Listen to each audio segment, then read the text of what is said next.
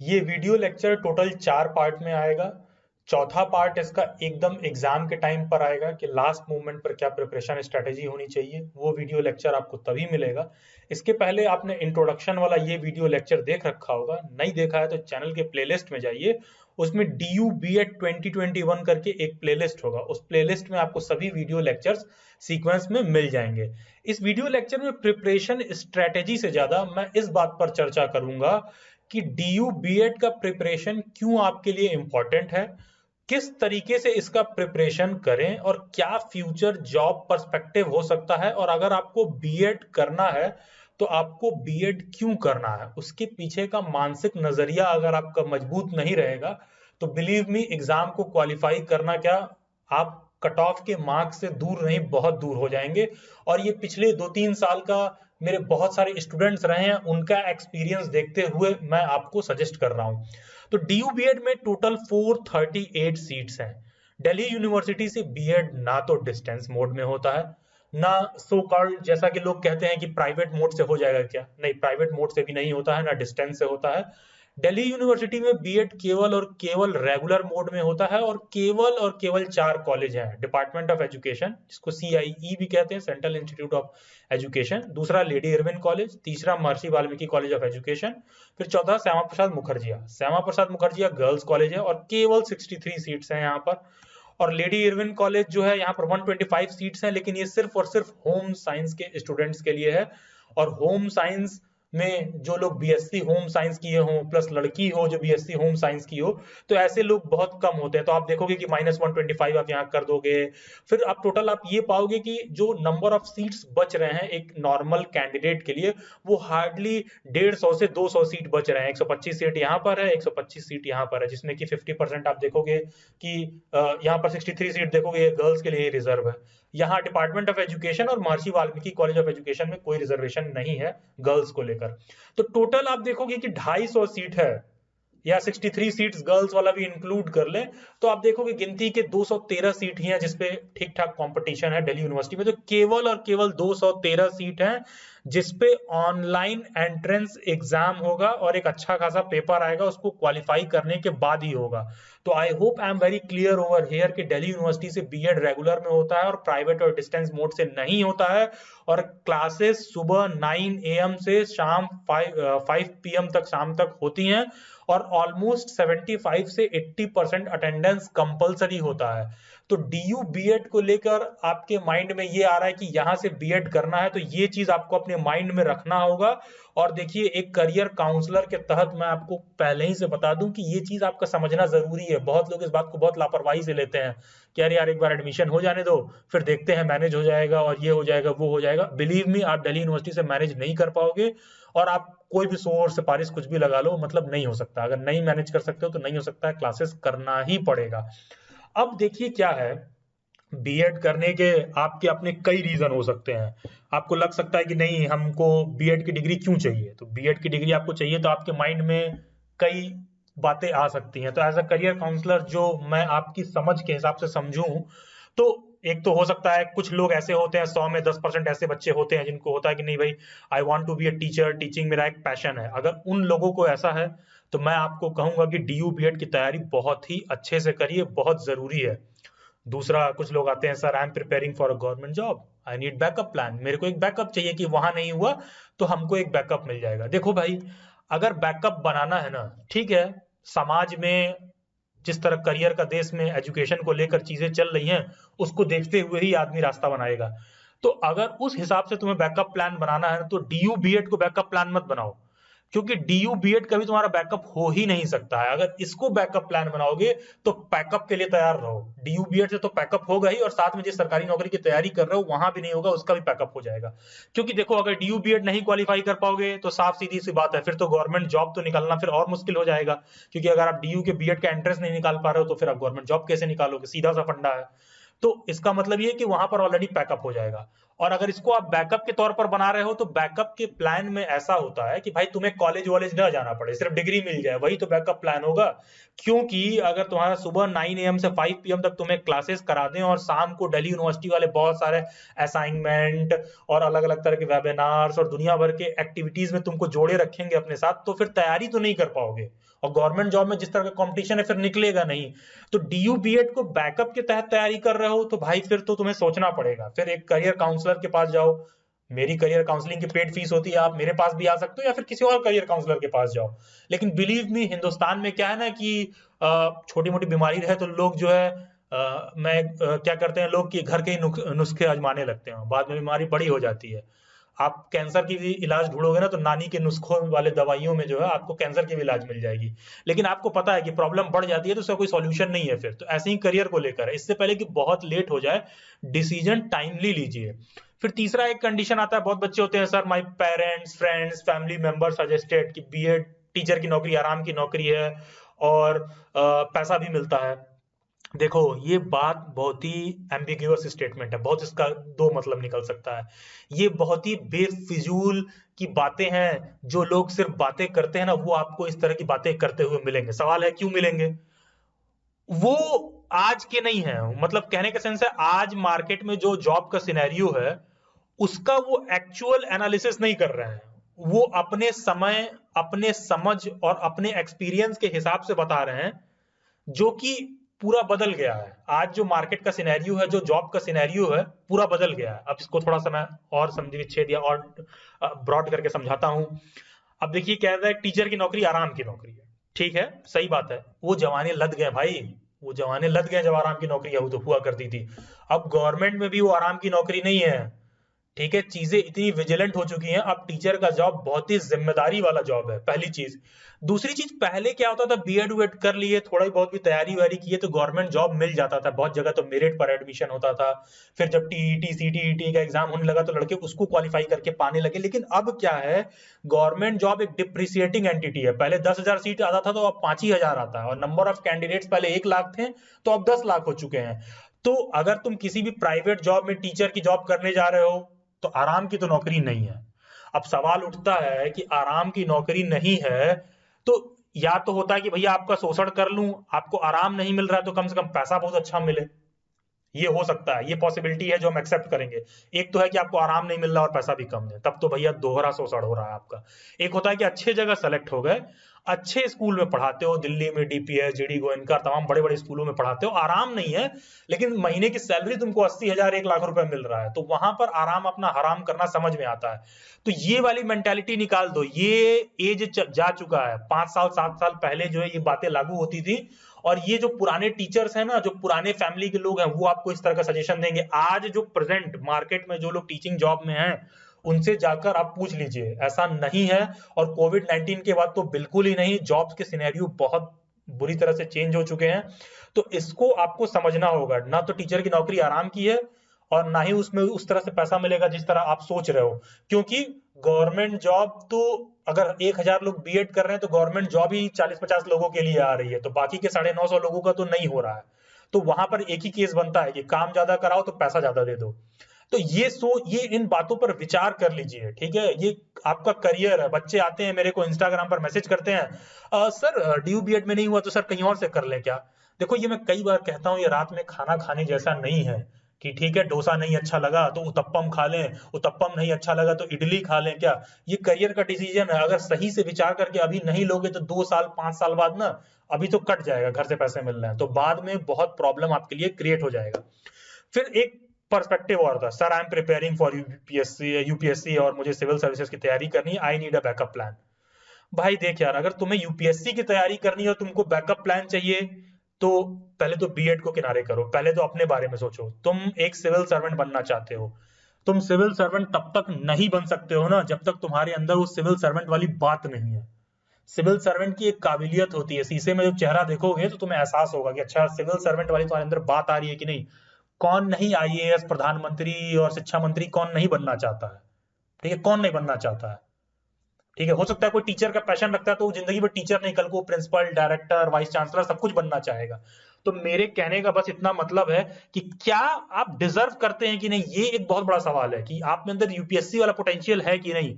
अगर तुम्हारे अंदर यूपीएससी वाला पोटेंशियल है तो बिलीव मी, फिर तुम्हारे लिए बीएड एक बैकअप प्लान नहीं हो सकता है। क्योंकि फिर तो यही होगा कि या तो तुम यूपीएससी कर लो, क्योंकि फिर यूपीएससी नहीं निकलेगा तो फिर तुम्हें बीएड के ही तरफ आना पड़ेगा। तो बेहतर ये है कि जब बीएड के ही तरफ आना है तो अच्छे जगह से बीएड करके बहुत कुछ सीख के टीचर की तरफ जाओ। तो डिसाइड कर लो कि यूपीएससी की तरफ आना है या बीएड की तरफ आना है। जब भी मैं बीएड बोल रहा हूं तो बीएड से मेरा सीधा मतलब है डीयू बीएड की मैं बात कर रहा हूं। क्योंकि अगर बैकअप प्लान बनाना है तो सैकड़ों ऐसे कॉलेज हैं जो 1 लाख रुपए फीस लेते हैं और आपको डिग्री दे देंगे। उसको तो बैकअप प्लान बनाना चाहते हो तो बिल्कुल बना सकते हो। फिर कुछ ऐसे लोग होते हैं, ग्रेजुएशन कर लिया, सर कुछ समझ नहीं आ रहा था तो सोचा यही कर लें, एटसेट्रा टाइप्स के इनके रीजंस होते हैं। देखिए, अगर आपको कुछ नहीं समझ में आ रहा है और आपके कोई करियर प्लान्स नहीं है तो नो बिग डील। कोई प्लान ना होना, कुछ समझ में नहीं आ रहा है, कोई बहुत बड़ी बात नहीं है। लोगों को 30-30 साल, 35-35 साल तक नहीं समझ में आता, लोग 40 साल की उम्र में भी कई बार कामयाब होते हैं। तो मेरा बस इतना कहना है कि लेकिन टीचर बनने के लिए ना टीचर ट्रेनिंग बहुत इंपॉर्टेंट है। क्योंकि हम क्या सोचते हैं, हमारे पास नॉलेज है, हमने बहुत किताबें पढ़ ली तो हम किसी को भी पढ़ा लेंगे, ऐसा नहीं है। Teacher training is very must. आप देखोगे अगर आपकी ट्रेनिंग अच्छी हुई है तो आप एक बच्चे को कैसे हैंडल करना है, आप बहुत कुछ अपने आप में अलग पाओगे। फॉर एग्जाम्पल, जब से इंडिया में राइट टू एजुकेशन 2010 में इंप्लीमेंट हुआ, उसके बाद आप देखोगे कि आप बच्चों को मार नहीं सकते हो, प्राइवेट स्कूल में बहुत से नियम होते हैं, आप बच्चों को डांट नहीं सकते हो। तो आपको ये सब समझना होगा कि एक बच्चा बदतमीजी कर ले, आपको एक सुसाइड का धमकी दे दे, या कुछ ऐसा हो कि आपसे मिसबिहेव हो जाए, तो वहां पर कैसे अपनी इज्जत को बरकरार रखते हुए बच्चे को सिर्फ उतना ही बोलना है कि उसके अंदर डर भी कायम रहे और बात भी ना बिगड़े, और एज ए टीचर आपका क्लास में रिस्पेक्ट भी मेंटेन रहे। तो वो सारी चीजें आपके अंदर एक टीचर ट्रेनिंग से आती हैं। कई बार होता है कि टीचर्स को तो ट्रेनिंग दी जाती है कैसे बिहेव करना, लेकिन कई बार ऐसे बच्चे भी हो सकते हैं जिनका एटीट्यूड अच्छा ना हो, तो वहां पर कैसे काम कंपोजर रख के हमें बिहेव करना है। फॉर एग्जाम्पल, जब मेरी टीचर ट्रेनिंग हो रही थी, तो मेरी टीचर ट्रेनिंग हो रही थी जीडी गोयनका में। उसके पहले दिल्ली में राजकीय प्रतिभा विकास विद्यालय सरकारी कॉलेजेस में मेरी ट्रेनिंग हुई थी, फर्स्ट ईयर में डीयू बीएड में और सेकंड ईयर में जीडी गोयनका में। तो फर्स्ट ईयर में जब मेरी ट्रेनिंग हो रही थी तो मैं ट्रेनिंग के बाद हम लोग अपने कॉलेज जाते थे, तो मैं वापस जब दिल्ली यूनिवर्सिटी में अपने कॉलेज में आया तो मैंने वहाँ टीचर को बोला कि अरे मैम, वो बच्चे जो है पढ़ने में बहुत अच्छे नहीं है, और नहीं होता आदमी अक्सर कहते तारे गधा टाइप का बच्चा है, लेकिन पता है यहाँ पर आप वो टर्म भी नहीं यूज कर सकते हैं। यहाँ पर आप कहते हो the child is a slow learner. समझ रहे हैं, हमारे यहाँ क्या होता है, बच्चे को हम बहुत इजीली कह देंगे अरे वो कमजोर है, ये है, फलाना ठिकाना, लेकिन ऐसा दिल्ली यूनिवर्सिटी में नहीं होता। तो एक लैंग्वेज की भी बहुत एक अच्छी पकड़ होनी चाहिए। तो वो सारी चीजें आपको डीयू बीएड में सीखने के लिए मिलता है, इसलिए डीयू बीएड काफी इंपॉर्टेंट हो जाता है। नमस्कार, मैं अभिलाष सिंह। आप मेरे से इंस्टाग्राम पर भी जुड़ सकते हैं। दिल्ली यूनिवर्सिटी के सभी न्यूज एंड अपडेट्स के लिए, बीएड के रिलेटेड क्वेरीज भी मैं इंस्टाग्राम पर कभी कभी एंटरटेन करता हूं। मेरे इंस्टाग्राम का लिंक डिस्क्रिप्शन बॉक्स में दिया हुआ है, या फिर ये यूजर आईडी आप इंस्टाग्राम पर सर्च करिए और आपको डीयू बीएड के सभी न्यूज एंड अपडेट, जब भी फॉर्म वगैरह आता है, सब कुछ आपको मेरे इंस्टाग्राम पर मिल जाएगा। फिर वही question, why DU BEd, DU BEd versus other university और कॉलेजेस में क्या डिफरेंस है। देखिए, जब जब मैं डीयू बीएड बोल रहा हूं तो इसमें मैं सिर्फ डीयू की बीएड की बात नहीं कर रहा हूं, मैं इसका झूठा इतना बखान, इतनी तारीफ नहीं करूंगा। डीयू बीएड से मेरा मतलब है कि आप आईपी यूनिवर्सिटी की तैयारी कर रहे हैं, तो आईपी यूनिवर्सिटी में लगभग 24 कॉलेज हैं।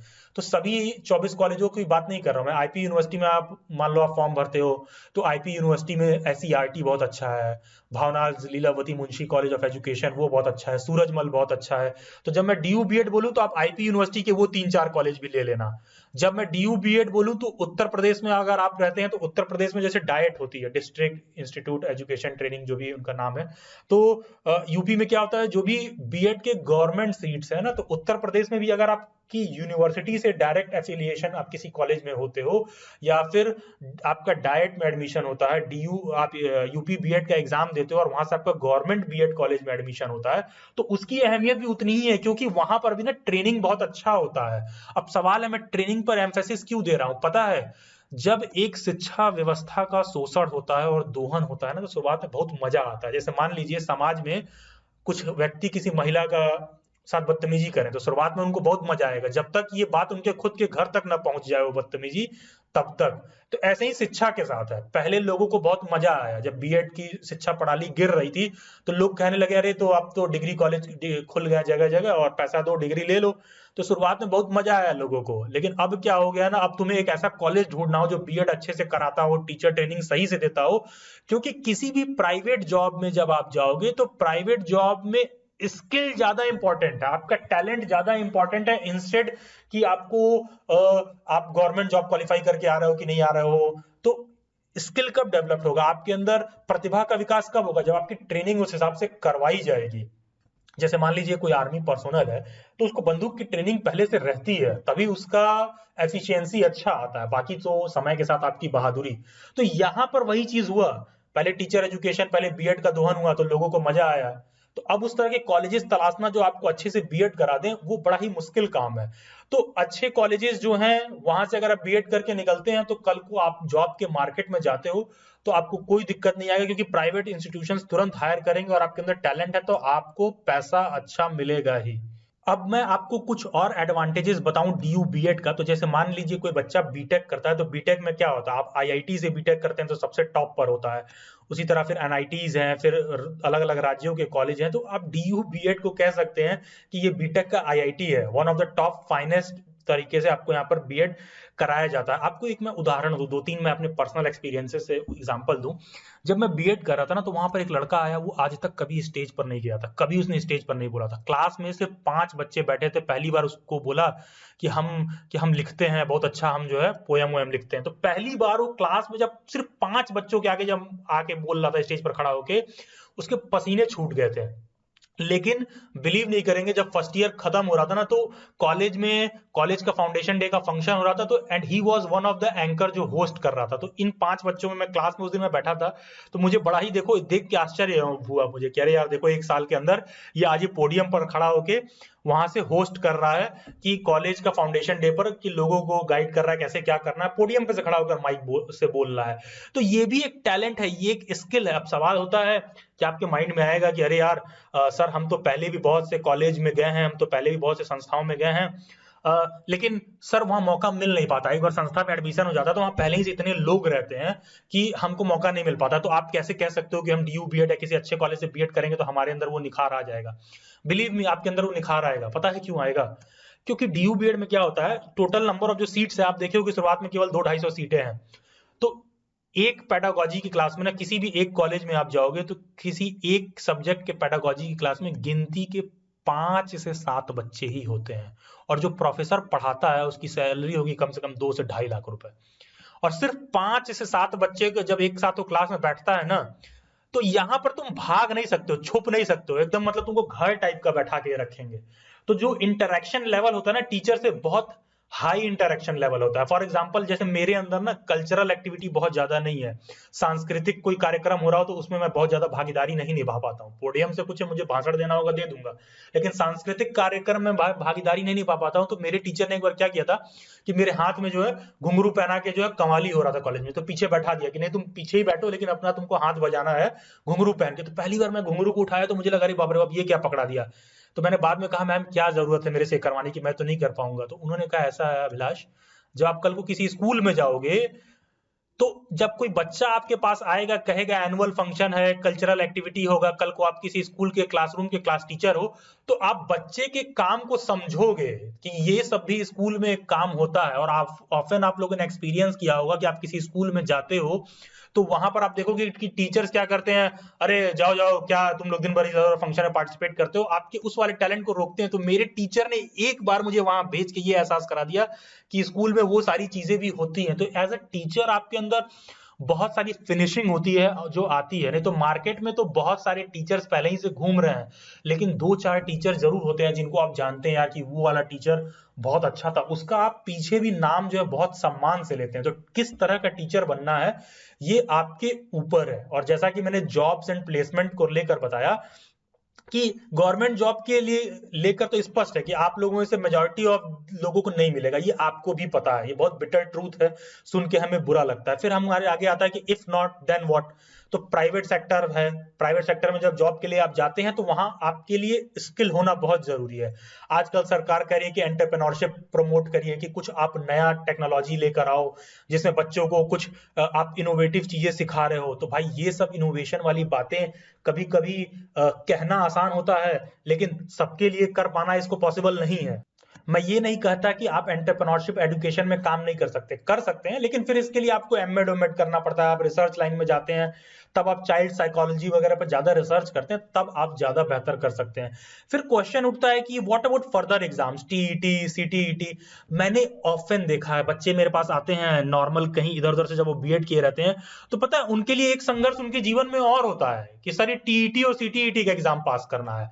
पता है अगर आप अच्छे जगह से बीएड क्वालिफाई की हो ना, अच्छे जगह से आप बीएड कर रहे हो, खास करके मैं डीयू बीएड की बात करूं, और जब भी मैं डीयू बीएड बोल रहा हूं तो आईपी के टॉप कॉलेजेस, यूपी के टॉप गवर्नमेंट कॉलेजेस, हरियाणा के कुछ 1 2 4 टॉप कॉलेजेस हैं, वहां के बिहार के कुछ टॉप कॉलेजेस हैं, तो वहां के जो बच्चे होते हैं ना, वो एंट्रेंस एग्जाम में इतना मेहनत किए रहते हैं पहले से ही ना, कि बिलीव में टीईटी और सीटीईटी ये कोई इतना टुच्चा छाप एग्जाम है भाई, इसकी तैयारी कौन करेगा यार।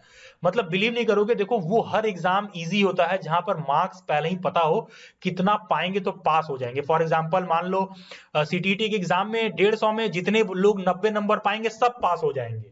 ठीक है, आप समझिए इस बात को। अब आप टीचर बनने के लिए अगर आप सोच रहे हैं तो आपको डिफरेंस समझ में आना चाहिए। एकेडमिक एग्जाम और कॉम्पिटिटिव एग्जाम में डिफरेंस होता है। जब आप एकेडमिक एग्जाम में होते हैं तो हमारी लक्ष्य यहाँ पर ये होता है कि हम 100% रिजल्ट बनाएं। फॉर एग्जांपल आप ग्रेजुएशन और पोस्ट ग्रेजुएशन कर रहे होंगे तो टीचर का क्या लक्ष्य होता है कि सभी बच्चे पास हो जाएं और 100% रिजल्ट बने। लेकिन जब आप कॉम्पिटिटिव एग्जाम की तैयारी करते हैं तो ये कॉम्पिटिटिव एग्जाम बना होता है मेजोरिटी ऑफ द लोगों को फेल करने के लिए।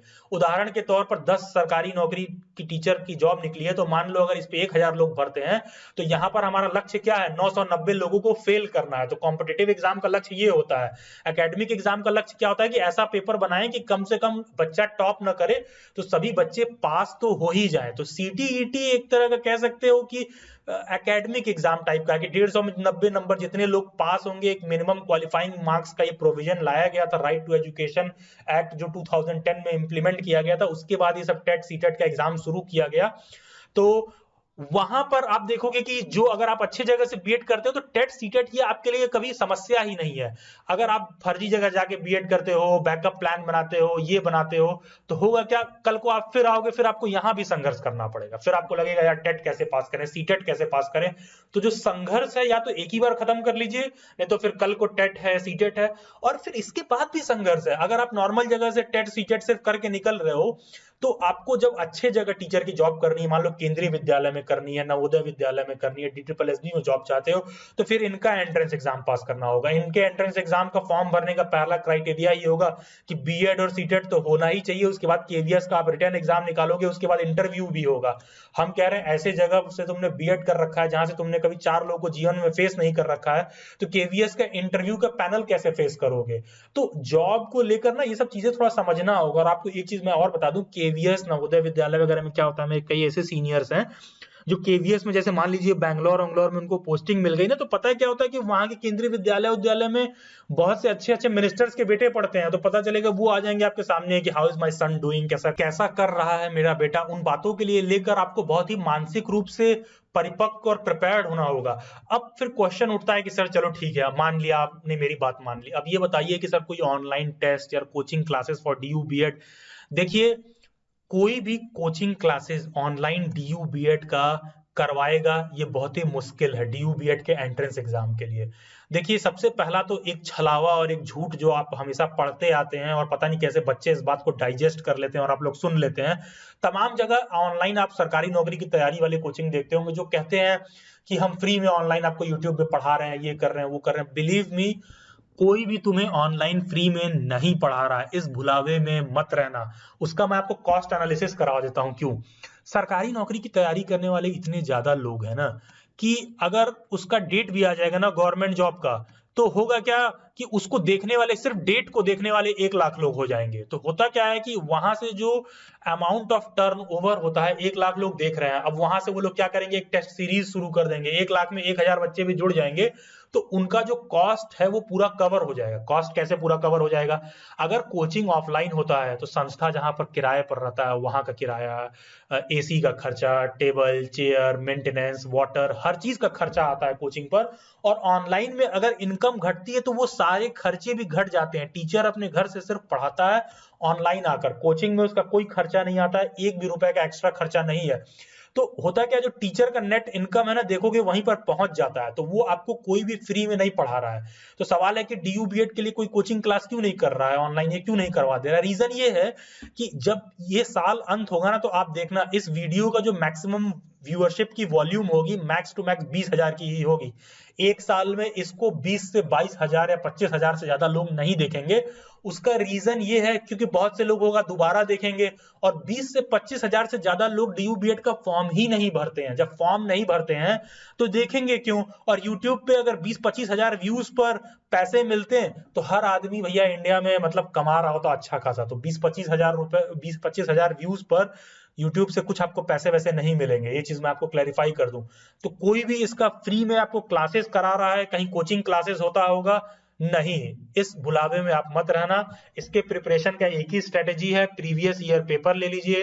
दिल्ली बाइट्स की आप मेंबरशिप ले सकते हैं, इसीलिए मेरी मेंबरशिप पेड है, जिसमें आपको मॉक टेस्ट मिलता है एकदम लेटेस्ट पैटर्न पर, तो आप उस हिसाब से उसका प्रिपरेशन कर सकते हैं। अब इसमें एक डायनामिक्स में और आपको समझाऊं, जैसे आप सर्च कर लेना, वाकई में आप सर्च करना ऑनलाइन, कि जैसे मान लीजिए जब बीएड में किसी का एडमिशन हो जाता है तो आप देखोगे कि Kurukshetra university, UP BEd, IP university के ना मार्केट में बुक आते हैं। जैसे मान लीजिए डीयू बीएड में तुम्हारा एडमिशन हो गया, या फिर मान लो किसी भी और कॉलेज में कहीं पर बीएड में एडमिशन हो गया, तो बीएड में एडमिशन होने के बाद आप एकेडमिक एग्जाम देते हैं, BEd first year, BEd second year, तो आप सर्च करना, आप देखोगे ना कि डीयू बीएड के नाम से कोई भी एकेडमिक एग्जाम की किताबें नहीं आती हैं, और सभी यूनिवर्सिटियों की आती है। पता है क्यों नहीं आता है? क्योंकि डीयू बीएड में गिनती के 200-250 ही बच्चे हैं। एक बात बताओ, इनके लिए स्पेसिफिक किताब कौन लिखेगा? कोई नहीं लिखेगा। क्योंकि मार्केट में जब बुक पब्लिश कराने जाते हो तो मिनिमम 1000 कॉपी तो पब्लिशर ही कहता है, उससे कम तो प्रिंट ही नहीं करेंगे, नहीं तो घाटे में चला जाएगा। उसका रीजन ये है कि जैसे मेरे इग्नू की गाइड बुक्स आती है, अब मेरी गाइड बुक अगर मैं पब्लिशर के पास ले गया, पहली बार में ही मिनिमम 1000 कॉपी प्रिंट करना है। और जब आप पहली बार लेके जाते हो तो आप राइटर हो, उसके बाद भी आपको कुछ पैसा इन्वेस्ट करना पड़ता है, पब्लिशर पूरा रिस्क नहीं लेता है अपने ऊपर। तो डीयू बीएड की आप मार्केट में जब आपका एडमिशन हो जाएगा ना, तो आप देखोगे कि एकेडमिक किताब नहीं मिलता है। तो सवाल होता है कि मैंने या कोई भी डीयू बीएड में जो बच्चा एडमिशन ले लेता है तो पढ़ता कहाँ है? टीचर क्या करते हैं ना, किसी भी किताब का पीडीएफ दे देते हैं कि ये लो पीडीएफ लो और ये रीडिंग लो और जाओ पढ़ना। फॉर एग्जांपल अगर मुझे कुछ पढ़ना हो फिलॉसफी में, तो टीचर क्या करेगा कि एजुकेशनल की, साइकोलॉजी की मुझे पूरी बुक ही दे देगा, या पॉलो फ्रेरो की किताब ही दे देगा कि ले जाओ इसमें से पढ़ो और इसमें से खुद से छाट के पढ़ लेना। तो होता क्या है ना, इसीलिए बुक नहीं आता है। तो मार्केट में 1-2 बुक्स आती है, मैं नाम नहीं लूंगा, कोई हंत गुप्ता गुप्ता करके जो बुक आती है, उनका एग्जैक्टली नाम नहीं लूंगा, पहले वो लोग मुझे मना कर चुके हैं पब्लिशर को, आप मेरे बुक को बदनाम मत करिए।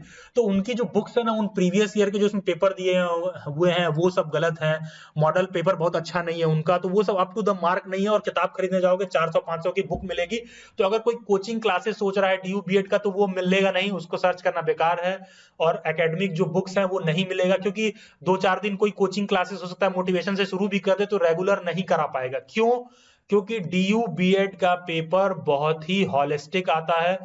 आपका पेडागोजी सब्जेक्ट कोई हो, आप किसी भी स्ट्रीम से फॉर्म भर रहे हो, सबका एक कॉमन पेपर आता है, और सिलेबस सिर्फ और सिर्फ यूनिवर्सिटी उतना ही बताती है जितना आपके स्क्रीन पर लिखा हुआ है। तो इसको देखकर कभी हमें क्लियर नहीं होता है कि सर कहां से शुरू करें और क्या प्रिपेयर करें। और यूनिवर्सिटी कहती है कि टोटल 2 आवर का 2 आवर का पेपर होगा और टोटल 100 क्वेश्चंस आएंगे, एक क्वेश्चन 4 नंबर का होगा, तो टोटल पेपर होगा 400 नंबर का।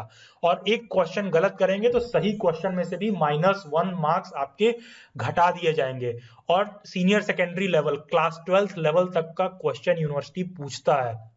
आपका कोई भी स्ट्रीम हो, आप सोशल साइंस से हो, साइंस से हो, लैंग्वेज से हो, अदर सब्जेक्ट से हो, या फिर होम साइंस से हो, पेपर सबका कॉमन होगा। वो 100 क्वेश्चन सबके कॉमन होते हैं, बस मेरिट सबका अलग अलग बनता है। तो सबके कॉमन पेपर, सेम पेपर आता है। तो आप डेली बाइट्स की पेड मेंबरशिप भी ले सकते हैं। पेड मेंबरशिप में आपको प्रीवियस 6 ईयर का पेपर मिल जाएगा। ओरिजिनल पेपर जो ऑनलाइन हुआ था, जो ऑफलाइन हुआ था, ठीक है, उसको देखकर आप ये देख सकते हैं कि पेपर में किस तरह से चरणबद्ध बदलाव यूनिवर्सिटी कर रही है, कि किस तरह के पेपर का पैटर्न चेंज हो रहा है। और सिलेबस इतना ही है जितना आपके स्क्रीन पर लिखा हुआ है, जिसको देखकर कुछ समझ में नहीं आता है कि कहां से शुरू करें और कहां से प्रिपरेशन हम करें आगे। अब देखिए, जहां तक कट ऑफ की बात है कि सर 100 क्वेश्चन में, देखिए मैं मार्क्स की बात नहीं कर रहा हूं, आउट ऑफ 100 कितने क्वेश्चन हम करें कि जिससे कि हम पास हो जाएं।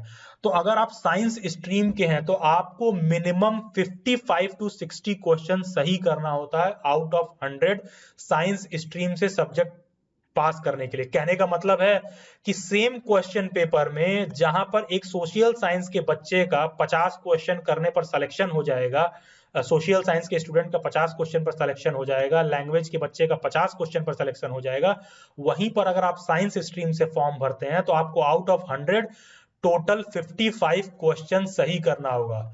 यहां पर मैं बता दूं, 55 क्वेश्चन सही करने का मतलब ये नहीं हुआ कि 100 क्वेश्चन अटेम्प्ट कर दोगे और 55 क्वेश्चन सही करना है, निगेटिव मार्किंग भी है। तो ओवरऑल जो नेट तुम्हारा करेक्ट क्वेश्चन आना चाहिए, 55 क्वेश्चंस मिनिमम करेक्ट होंगे। तो साइंस स्ट्रीम से जनरल कैटेगरी में श्योर शॉर्ट सिलेक्शन हो जाएगा, लैंग्वेज में 50 मार्क्स पर, सोशल साइंस में 50 मार्क्स पर। अगर कॉमर्स, साइकोलॉजी, सोशियोलॉजी, जैसा कि आपको पता होगा, इन स्ट्रीम से आप फॉर्म भरते हैं तो आपका पोस्ट ग्रेजुएट होना जरूरी है। कॉमर्स का बच्चा या साइकोलॉजी, सोशियोलॉजी का बच्चा सिर्फ ग्रेजुएशन के बेसिस पर फॉर्म नहीं भर सकता है।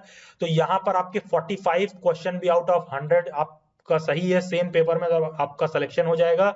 अदर लैंग्वेज से आप भरते हैं, पंजाबी और उर्दू में आपके 40 क्वेश्चन है तो भी हो जाएगा।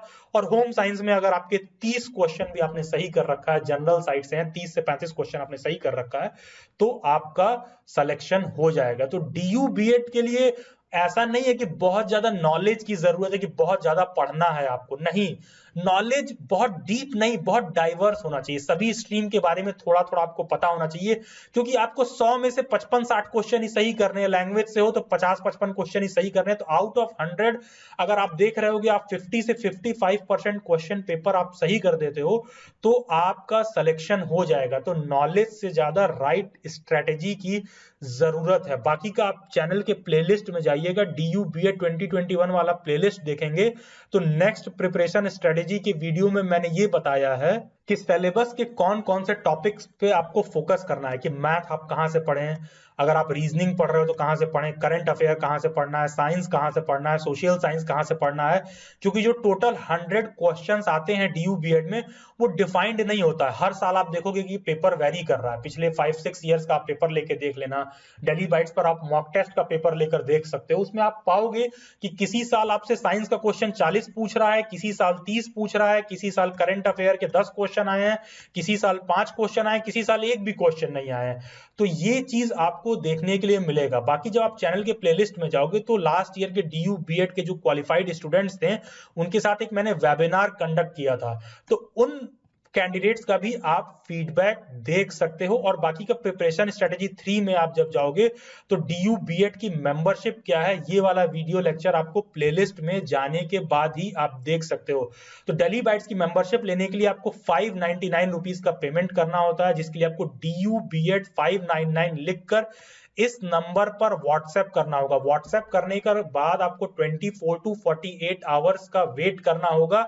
ध्यान रहे, इस व्हाट्सएप नंबर पर मैं कोई भी क्वेरी एंटरटेन नहीं करता हूं, क्योंकि ये व्हाट्सएप मैं एंटरटेन नहीं करता हूं, इस व्हाट्सएप को मैं हैंडल नहीं करता हूं। मेरी व्हाट्सएप हैंडलर हैं जिनको डीयू बीएड के बारे में कुछ नहीं पता है, वो सिर्फ आपका ये पेमेंट कोड देखेंगी और 24 आवर के अंदर वो आपको एक पेमेंट का लिंक सेंड करेंगी, जिसपे आप पेमेंट कर देंगे। पेमेंट करने के बाद आप स्क्रीनशॉट भेजोगे तो उसके बाद फिर 24 आवर के अंदर उनके साइड से आपको कंफर्मेशन आएगा कि हाँ आपका पेमेंट कंफर्म हो गया है। तो अगर आप पेमेंट कर दिए हो तो पैनिक मत करना कि पेमेंट हो गया, कोई मेरे साथ फ्रॉड ना हो जाए, पता नहीं ये लोग एंटरटेन करेंगे कि नहीं करेंगे। 599 रुपए का पेमेंट करा दिया और मैंने ये कोड लिखकर भेजा है, कोई रिस्पॉन्स नहीं आ रहा है। तो कोड लिखकर भेजना, 24 टू 48 आवर्स का वेट करना, कोड सेंड करने के बाद जब आप पेमेंट कर देते हो 24 to 48 आवर्स का वेट करना, तो आप फाइंड करोगे कि तब आपको एकदम बेस्ट हेल्प मिल रहा है। अदरवाइज आप फाइंड करोगे कि अच्छा ये आदमी झूठ बोल रहा है, या फिर ये सब सारी चीजें आपको लगेंगी। बाकी का इस पेड मेंबरशिप में मिलता है क्या है, 10 मॉक टेस्ट पेपर मिलते हैं। ये आपको पीडीएफ के फॉर्मेट में सेंड किया जाएगा लेटेस्ट पैटर्न पर, जिसको मैंने खुद डिजाइन किया है, और साथ में जो डीयू बीएड के क्वालिफाइड स्टूडेंट्स हैं उनके साथ चर्चा करके। आप मार्केट में जाते हो 400 से 500 रुपए का बुक खरीदोगे, उसमें आपको प्रीवियस ईयर पेपर मिल जाएगा।